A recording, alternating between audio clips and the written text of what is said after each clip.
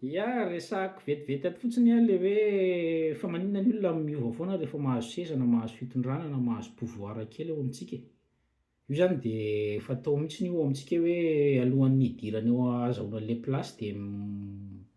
tena hoe olombanona tena sy ny sisa mahay miteny, mahay mambaby fo, mahay mioraka daholo ny olona hoe raha zany no tonga eo tena iovontsika tena hanorosokosontsika rangaha.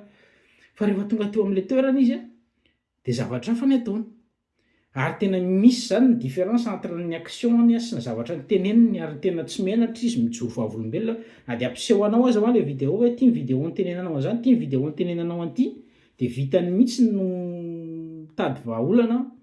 handravana an'io hevitra io sy justifiena an'le fiovankeviny. Ka ny zavatra tiako tsipihana kely ao anatin'izay fotsiny de hoe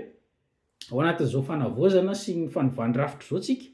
raha ohatra ka hanao rafitra tsara na hanao mametraka rafitra tsara be na constitution tsara be sy ny sisa, ny olona tompoko rehefa tsy intègre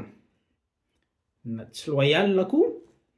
de na tsara be ara le rafitra de hainy foana manao tsongolo-batitana io sy ny mamadika an'io zavatra azahoany tombontsoa. Dikan'izany a mila olona ampianarina ny olona zany aloha mba olombanona koa ka zay mahatonga anahy miteny hoe raha ohatra ka efa telo volana zay natomboka ny instruction civique tany amin'ny kilasy ambany a mety mba efa nisy zavatra niangana na de na de tsy ho an'ny olon-dehibe aty ambony ara izy fa ho any amin'ny kilasy ambany a efa mipetraka ny fototra mba ho intègre ary hanaja ny rafitra misy ny olona tsirairay. Zay ho fotsy rô e.